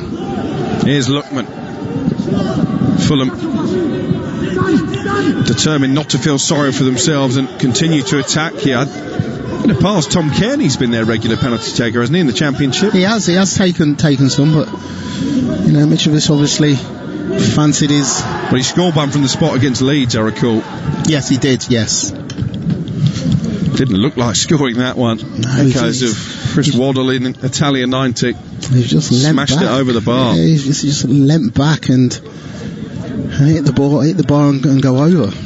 The reason I said just before he ran up, we haven't seen too many missed penalties in the Premier League this season. I think, and I'm intrigued to get your view on this, Rufus, I think it's easier now to take a penalty because of the behind closed door scenario. You haven't got the baying fans behind the goal trying to put you off. Completely agree. You've got, can you imagine behind the goal, all the supporters screaming at you as you're running up to the ball. Now, there's definitely not that much pressure on you.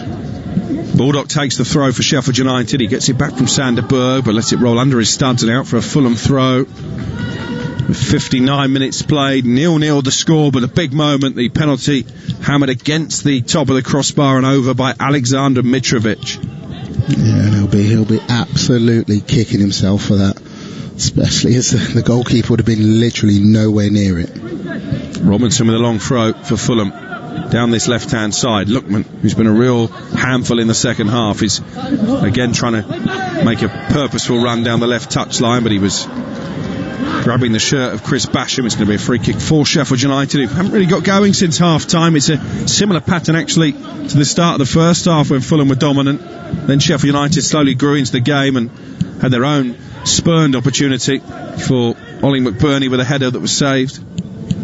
Yeah, it's just like the first half. Fulham have started the second half more lively, and especially Lookman. Like I've said, every time he gets the ball, he's looking to drive forward. McGoldrick with a volley, left-footed, always hanging in the air and behind for a goal kick. Yeah, McGoldrick there, what is he?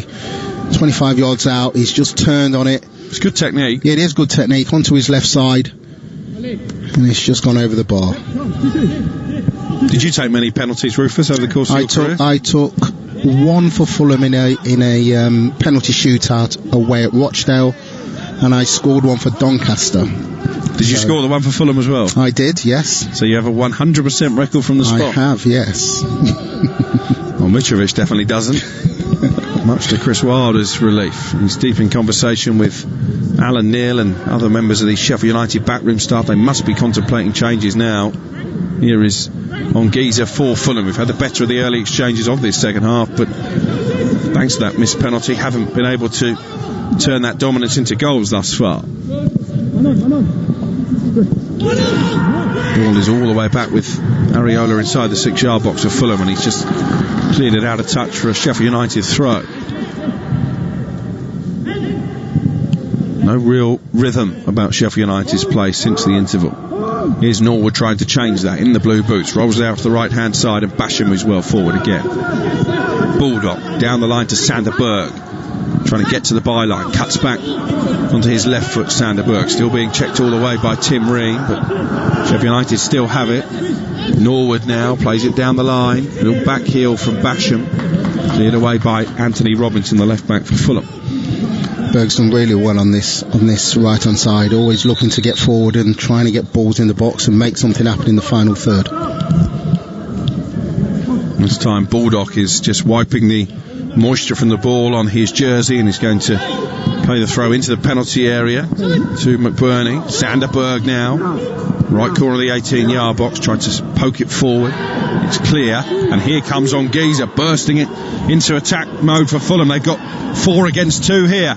Chance maybe for Loftus-Cheek in the centre. It was Cavallero trying to cut the cross back, and it was really well defended by Jack Robinson, because they were heavily outnumbered there, Sheffield United. It was good defending, but again Fulham, another chance there on the break, and it's 4 against 2. And as Anguissa, as he's played it out wide there to Cavallero, he just couldn't miss Robinson out, who stuck his boot out, and he's gone out for a corner. But again, another good opportunity for Fulham there on the break.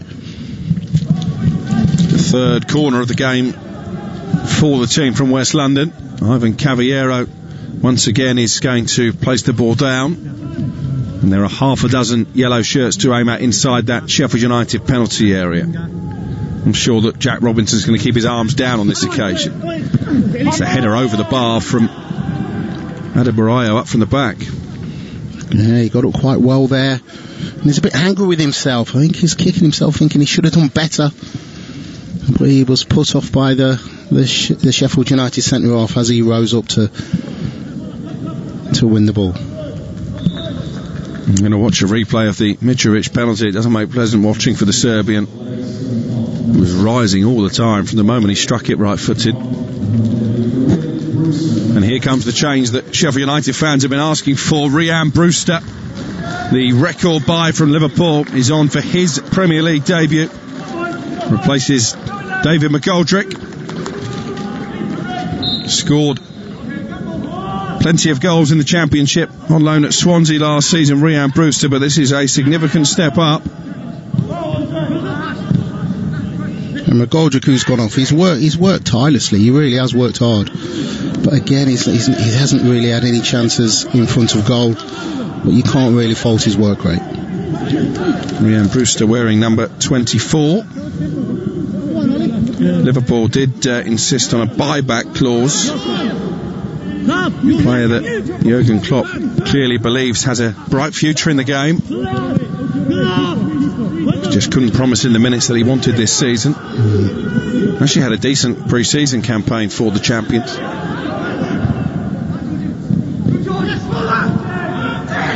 Let's see what he can bring to pep up the powder puff Sheffield United attack for the final 25 minutes or so. 0-0 the score. After we're finished here, we'll have full commentary from Palace against Brighton at Selhurst Park. That's followed by Tottenham, West Ham and Leicester Villa. Plenty of live football coming your way between now and this evening.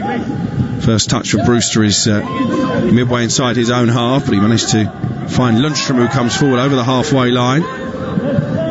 Keeps the ball, and it's dinked forward by Norwood. McBurnie not quite on the same wavelength, and it's all the way through for Alfonso Areola, the Frenchman, in goal for Fulham. And he bowls it out to Aina down the right-hand side. 0-0 it remains. Geezer, who's had a good game at the heart of the Fulham midfield. Coming forward again. Goes back to Tom Cairney, the Craven Cottage captain. And here is Tim Ream now just inside his own half. Lookman coming deep into Anguissa again, who's managed to shield the ball under pressure from McBurnie.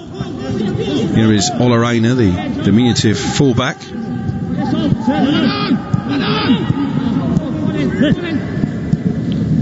Lookman exchanging passes with Caballero, who tries to turn, and he's stopped in his tracks. And this is Ollie McBurnie looking for Brewster. First time layoff. Ender Stevens into the penalty area, cuts it back towards Brewster. He's crying out there for a better ball, and Brewster would have had a clean strike at goal, but it was just smuggled clear.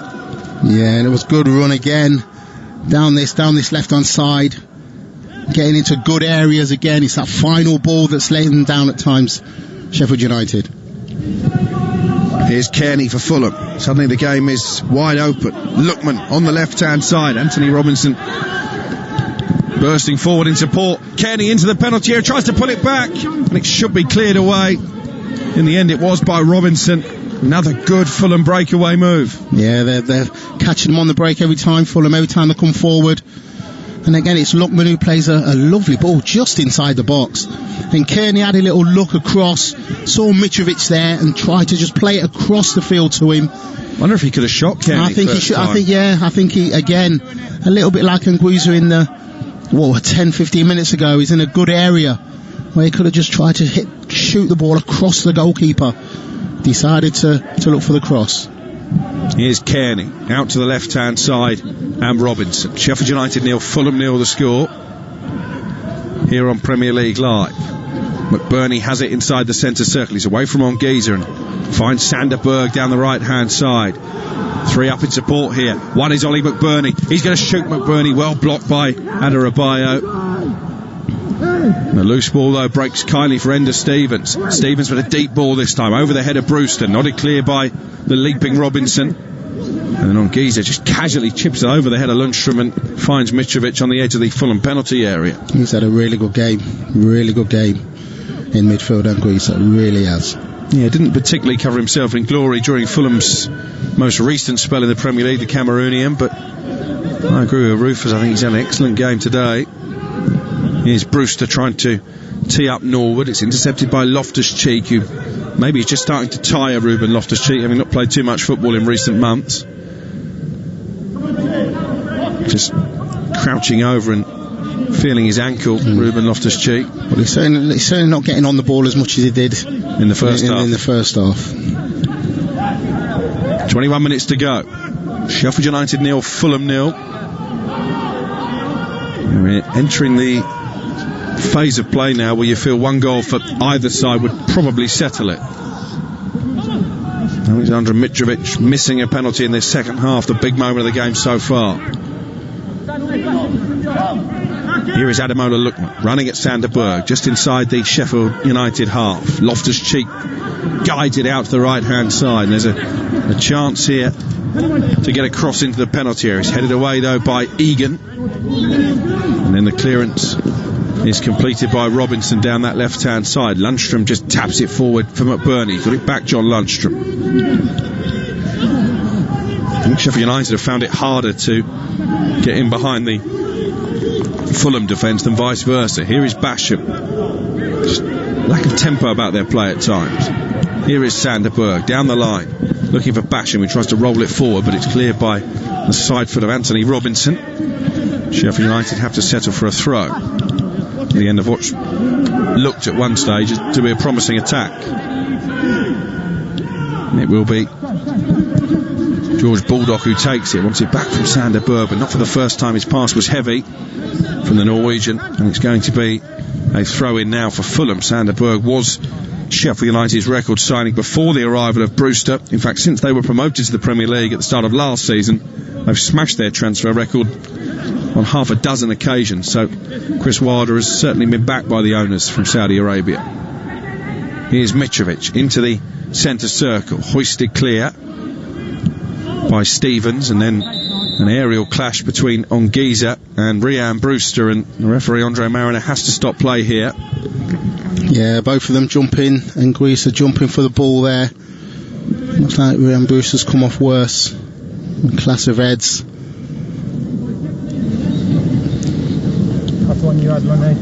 Looks a painful one for Ream Brewster. Welcome to Bramall Lane. It will be. Fulham there, just having a few drinks. You've got Scott Parker having a little word with a few of them, obviously saying Mitrovic not to worry about the miss, to keep going. But it's been a better performance from Fulham, especially defensively. Physio just checking that Ream Brewster is going to be okay to continue. Chris Wilder, having already lost Max Lowe to a head injury in the first half, looks like this one is less serious. Brewster just being urged off by the referee before he will come back on.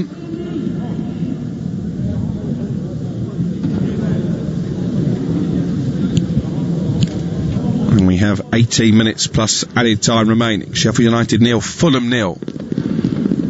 Between these two sides, yet to get off the mark in terms of points. In a moment, it will be a point of peace, but still winless at the start of the season. Chris Wilder stands, hands in his pockets. I think it will be a better point, even despite the missed penalty for Fulham, than for Sheffield United. Yeah, I agree with that. Fulham really looking to press on and get these 3 points. It would be a good point. Here is Tim Ream with the blonde hair, the American, twice relegated from the Premier League with Fulham, looking to avoid an unwanted hat-trick this season. Aina clips it forward right-footed, one in the air by Cavallero, and then a strong challenge to win it back from Egan. This is Sander Berge inside the centre circle for Sheffield United. Just not playing with the same fluidity and the same confidence Sheffield United they did last season. I guess that's what a losing run can do. Here is Ruben Loftus-Cheek in space, and he comes over halfway. He's got Mitrovic ahead of him. Ran into a bit of trouble, so checks back and into the feet of Anguissa. And here now again is the number 19, Areola Lookman.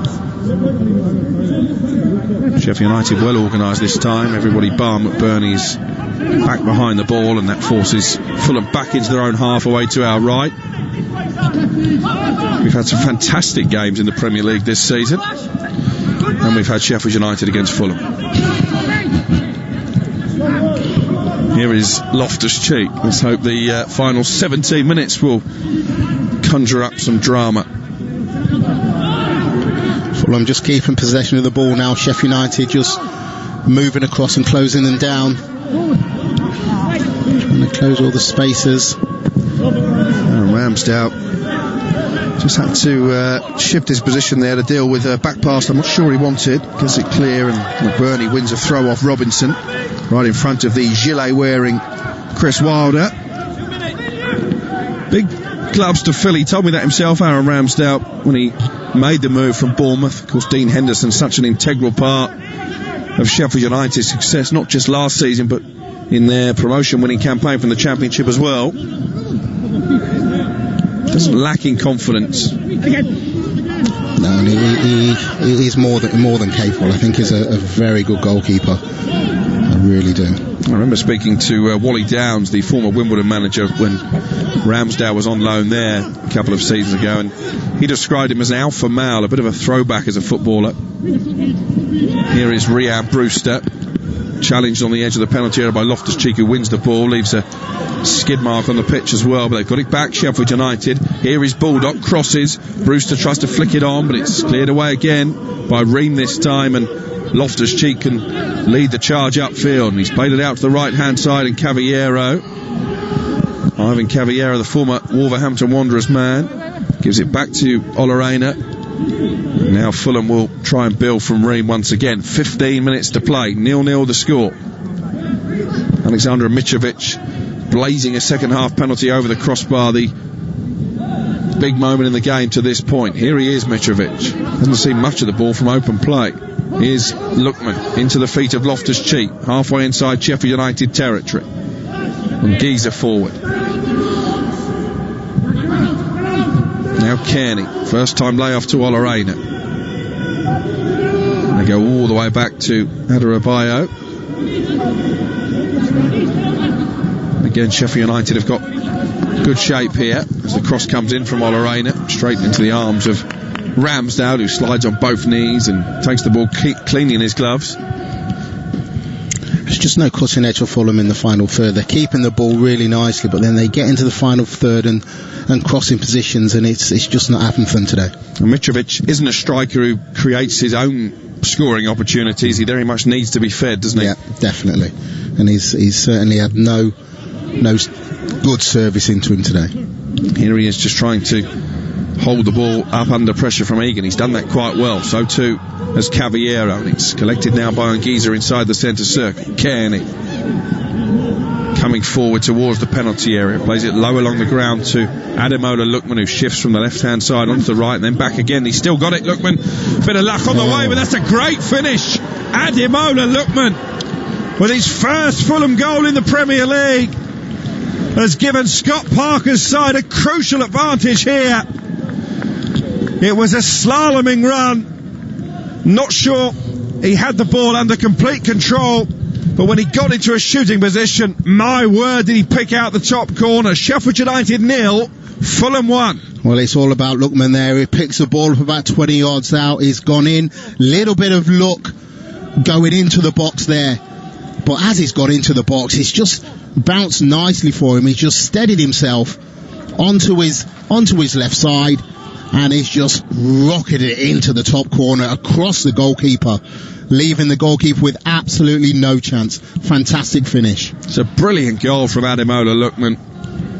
23 on Tuesday, and an early birthday present for the player on loan from RB Leipzig. Bit of luck that he needed was the kind ricochet off Basham, but nothing fortuitous about the finish. He rifles it left-footed into the top corner and lets out a huge roar in celebration. And Sheffield United's woes at the start of the season look set to continue. Here is Cairney for Fulham. Chris Wilder's men behind once again. And you've got to say, over the balance of the 78 minutes, Fulham probably deserve it. Oh, they certainly deserve it. They've, on the ball, they've kept the ball really well, played, got into some good positions. Here's Lookman again, left corner of the penalty area. Comes in field for Anguissa. Cairney now. Fulham looking after the football, which is all they need to do for the final 12 minutes. Anguissa's cross, chance of a second. It was Mitrovic with a snapshot, well saved by Ramsdale. That would have put the game beyond doubt. And Anguissa there getting to the byline, pulling it back, and it's a snapshot from Mitrovic. If it had gone either side of the goalkeeper, I think he scores, but he hits it straight at the goalkeeper, who stands up nice and strong and parries it away.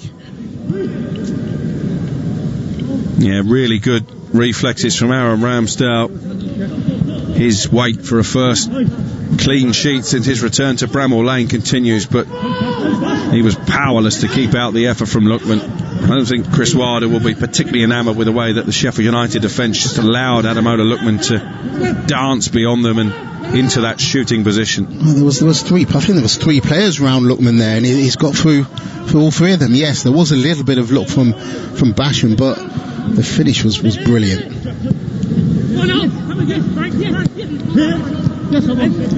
Sheffield United now with a little over 10 minutes to save the game. Here is Anguissa coming forward. It looks like Fulham are the more likely to add to the scoring at the moment. Anguissa with a step over, trying to get some space for a shot on the edge of the area, intercepted by Sander Berge and then belted forward by Ramsdale, but out for a throw. Fulham certainly aren't sitting back. They're looking for this second. Mario Lemina The Southampton loanee is going to come on just to add a bit of steel in midfield. I mentioned Loftus-Cheek is tired in this second half. He's the player to be replaced.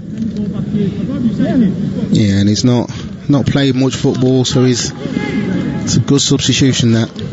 Mario Lemina was part of the Juventus side that reached the Champions League final a few seasons ago, but has lost his way a bit since arriving at Southampton. Was farmed out on loan to Galatasaray last season, the Gabonese international. He's got 9 minutes here to help Fulham to their first win of the season. Sheffield United have made a change as well, and it's Mr. Bramall Lane, Billy Sharp, who's come on to replace Chris Basham, so they're attacking change as far as Chris Wilder is concerned.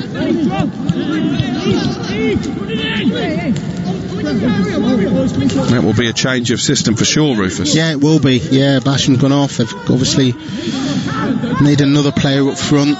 It's going to be a flat back four, isn't it? With Robinson and Egan in the centre and Baldock and Ender Stevens as auxiliary fullbacks. Yeah, and we've seen Sharp. He does work really hard, and again, given a chance, we know that he can score. I think he's scored more goals since the turn of the century than any other English centre forward, Billy Sharp. He's won a free kick here, having been tugged to the ground by Tim Ream, and it's taken short by Norwood. 1-0 Fulham lead at Bramall Lane. There's a rugby tackle. It's going to be a booking from Cavallero on the left wing back Stevens, and there is the yellow card for Ivan Cavallero. I think he's had a good game, Andre Mariner. Yeah, he has. He's been right on top of everything. And again there... That wouldn't have been out of place at Twickenham, would it? That's a proper rugby tackle, that one, isn't it? I don't know if the Portuguese are famed for their rugby union, but clearly Cavallero's been watching it somewhere. Here comes the free kick. Will be taken by Norwood from the left-hand side with 8 minutes remaining. The Fulham goalkeeper Areola bouncing like a jack-in-the-box on his goal line. Norwood with a delivery. Straight to Areola, who punches it down. Wants a free kick, not given. And then there's a nasty collision inside the penalty area, and there's a player from each team still down, but the referee has played advantage. Here's Mario Lemina with that streak of blonde hair running through his hair. Little drop of the shoulder, and Lemina rolls it across the area. It's going to be Cairney to shoot. Oh, good save, Ramsdale. Excellent save down low to his left. Yeah, it was a good break again from Fulham. There were two players down in the area. The referee just said play on, and Lemina just plays it across the box. And what is he, 20 yards out? He tries to give him the eyes, hooks it to the near post, and it was a good save from Ramsdale. I think this has been a really good away performance from Fulham. They've had their critics at the start of the season, but they've come here to Bramall Lane in a match racked with nerves, no doubt, because of the two teams' precarious position at the foot of the table, and they've really acquitted themselves superbly. I think they've played with a lot of confidence as well. There's a VAR check here for a potential penalty. Mitrovic against Jack Robinson.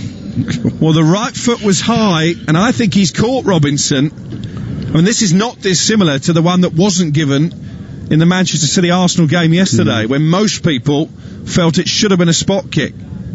I think if he catches him, it's a penalty. Well, the referee's come over to the monitor, and that's a clear indication that Stockley Park have said you need to take a look at this. I think Sheffield United are going to get a penalty here. Definitely. He misses the ball. He hits the bottom of his ankle. It's a penalty. And the referee says penalty. VAR drama right at the end of the game here. 6 minutes remaining in this relegation six-pointer. And Alexander Mitrovic, having missed a penalty at one end, has conceded one clumsily at the other. Yeah, and I think the goalkeeper should have caught it, to be fair. He should have caught it. He drops it. It drops down. I'm just watching another replay, and I'm not entirely convinced. He had eyes on the ball, Mitrovic. I think both players were high in the tackle. But the benefit of the doubt has gone Sheffield United's way. And this is a big moment for Billy Sharp. Just come onto the pitch as well, Billy Sharp. We've seen one penalty missed already. Billy Sharp takes a big intake of breath. The goalkeeper Areola dancing on the line. Sharp right-footed into the roof of the net. And Sheffield United hit back with 5 minutes remaining. And it's Mr. Sheffield United, Billy Sharp, who makes it Sheffield United 1, Fulham 1. What a good penalty that was. He's looked and he's just smashed it as hard as he can. The goalkeeper dives the wrong way, and he's literally gone down the centre of the goal.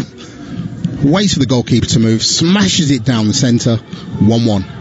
Well, the tale of 2 penalties, one missed by Fulham, one converted by Billy Sharp, and well, what a finale we're in for now. It's certainly game on, and Fulham were looking like they were looking to get the second goal, the way that they were going forward, but it's Sheffield United that have got the equaliser through a penalty. Where's your money now, Rufus? Because they looked relatively in control, Fulham, until that penalty call. They did look in control, and it's just about, keeping your nerve now. They certainly don't want to go and lose the game now, Fulham. Here's Aina. Oh, he's given away by Lamina. Straight to Sander Berge, who sprints away from Lookman and rolls it forward to Sharp here. Billy Sharp in the right wing position, just trying to hold it up and wait for support, which comes now in the form of Baldock. Baldock up against Robinson, down by the right corner flag. He's done well there, Robinson, but then he's surely pushed him in the back. I think you heard exactly what Baldock thought about it, and it's, in the end, his cross that's swept clear by Ream. Sheffield United, from 1-0 down, look the stronger team all of a sudden. They do. There's a little bit of confidence now. They're getting the ball forward, getting it into the good positions. A little bit of spring in the step now, Sheffield United. Are you surprised that Ream Brewster on debut didn't fancy that penalty? I am. I mean, Billy Sharp, he is, as you say, he is Mr. Sheffield United, isn't he? And he would have said, I'm taking this. I think if Ruin wanted it, I don't think he would have got it anyway, to be fair. 3 minutes remaining. A difficult second half for Alexander Mitrovic in both penalty areas. Here is Anguissa, though, who's really putting a shift to the heart of that Fulham midfield. We mentioned it a couple of times already. He's given away. Here's Ollie McBurnie. Those tiny shin pads. Norwood forward to Sander Berge, who turns into space inside the centre circle and then rolls it out to the right hand side. Baldock, a willing runner. He's got Ademola Lookman for company, putting a defensive shift in there, Lookman, but Baldock still has the ball. In the end he showed too much of it. Lookman, who gets it clear, bounces off Norwood, but they've won it back, Sheffield United, and Fulham all of a sudden are sitting deep and inviting pressure.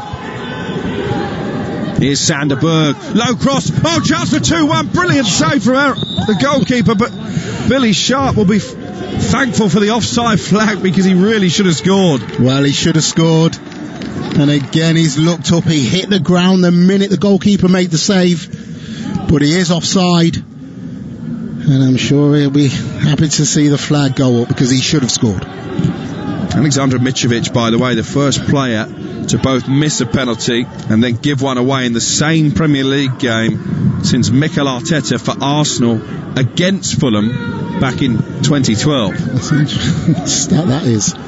Not one that Mitrovic will be particularly proud of. Here is Tim Ream. We're into the last 90 seconds of normal time. Fulham have the ball over on the right hand side with Cavallero. Anguissa linking up neatly with Cavallero, but he showed too much of that to Robinson, and Robinson clears it away left-footed. He's back now with Oliver Norwood. Suddenly Sheffield United are more composed of the two teams. Lundstram with a long arrowing ball, looking for Sharp, and Tim Ream lost sight of it in the air, goes to ground, but Sharp can't quite make the most of it. Well, both teams going for the win here, both going forward. As Fulham are here with Lookman into Anguissa. Well inside the Sheffield United half. We're well inside the last minute of the 90 as well now. 1-1 the score. Are we going to get one last late sting in the tail? Cairney, the Fulham captain, sprays a neat ball out to Robinson on the left hand side. He's got the better of Baldock. Chance here for Lookman. Shoots left footed. It's deflected behind. It will be a corner. Caught it really well there, Lookman. Just got it back onto his left side. I think he's had a good game, Ademola Lookman. He has. Every time he's got the ball, he's always looking to make something happen. as he is there, out just outside the box, 18 yards out, catches it really well, and it came off the Sheffield United defender for a corner. They haven't always been the most solid this afternoon, Sheffield United, defending these set pieces. 5 added minutes at the end of the game as the corner is played in towards Mitrovic. He's going to volley it right-footed along the 6-yard line. It's cleared as far as Cairney. Here's Lookman again, trying to wriggle into some space on the edge of the area. Back he goes for Cairney. Cairney onto his left foot, stands up the cross. Oh, it was taken off the head of Mitrovic, I think, by Areola. It was. I think if he lets it go, Mitrovic is on his own at the far stick. I don't know whether he gave him a shout. McBurnie has his pocket pick, but it's won back by Ender Stevens. Just brushes off Anguissa, who goes down, but again, like Lookman in the first half, gets up and realises Fulham are in possession with Tim Ream. I think there's going to be one last big chance in this game. Yeah, I agree with you. I mean, there's a big 5 minutes for both teams. Here is Robinson, almost playing as a left winger now for Fulham as they press for a late winner. 1-1 the score, cleared away by Baldock. Lookman still working tirelessly, wins it back and finds Mario Lamina. Hurdles a couple of challenges. Lamina to the edge of the area, shoots right-footed, it deflects and loops over the bar and behind for a corner. Good play from Lamina there. He's gone past probably two or three players there, jinking past them. But it was good defending again from Sheffield United. I think it was Robinson that just came flying out to block the shot. And it's another corner for Fulham. Ivan Caballero will take it on his 27th birthday. Can he gift wrap a late winner for Fulham? Headed away by McBurnie. And then Baldock completes the clearance, but he's back with Ademola Lookman. Still buzzing around. Crosses into the air in a free header wide from Mitrovic. What a chance to win the game. He knows he should have done better there. And it's probably the first service that he's had really all game. And we're looking into the 92nd minute, and it's Lookman again who's been dangerous every time he gets the ball. Lookman looking to get forward, like I've said, and it was a good cross into the box, and it was right onto Mitrovic, and he just steered his header wide of the post. Well, that's a huge chance for Mitrovic. Massive chance in stoppage time at the end of the match. How costly will that prove to be? Not just today, but maybe come May as well. He screams at the heavens in frustration. It's been that kind of afternoon for Alexander Mitrovic. A very frustrating afternoon for him, and he knows that he should have done better with that. That might just be the last chance. Well, like you said, you said that there's going to be one more big chance, and that was probably it. Don't forget, after we're finished here, live commentary of Crystal Palace against Brighton to come from Selhurst Park. Andrew Self and Paul Mortimer primed and ready for that one. This has turned out to be a decent contest in the end after a bit of a slow burner in the first half. Here is Anthony Robinson down the left-hand side. The momentum has swung in Fulham's favour again, you feel. Here's Cairney crossing. Mitrovic, another header, wide again. I mean, in fairness, that one, he had to generate the power himself and just couldn't quite hit the target. Yeah, well, as the ball came over, I think he had two Sheffield United players round him, so it was more difficult. He got up above both of them, but again, his header was down, headed it down, but just wide of the post. 75 seconds remain. Chris Wilder bellowing out from the touchline. I'm not sure which manager is going to be more pleased with a point. Wilder having come from behind, or Scott Parker having shown a much improved defensive display away from home. Here's Ream Brewster. Not seen too much of him since he came on, and he's dispossessed there by Ademola, and he clears it upfield towards the halfway line. Cairney wins it back for Fulham, and here's Caballero quickly squeezing the pass forward for Anguissa, who turns away from Sander Berge. This will be the last chance of stoppage time. Cairney checks back towards halfway, but then switches it out to the left-hand side of Mario Lamina. This is Robinson forward. Lookman linking up with Robinson. He's away from Baldock. Can he pick out a teammate in yellow? No, the cross is headed clear by Norwood. Still Fulham on the attack though. Lamina towards Mitrovic at the far post. Sheffield United squeeze it clear, and then McBurnie just chips it forward. Adebayo stepping in. Still 10 seconds to go at the end of the 90. The end of stoppage time. Robinson just about keeps it in play down by the corner flag. It's cleared away. And there goes the full-time whistle. Well, the tale of two penalties, really. One missed by Alexander Mitrovic. One conceded by the big Serbian at the other end. That gifted Billy Sharp the equaliser after Ademola Lookman thought he won it for Fulham. Honours even. A first point of the campaign for both these sides. But Sheffield United's wait for a first win goes on. Sheffield United 1, Fulham 1.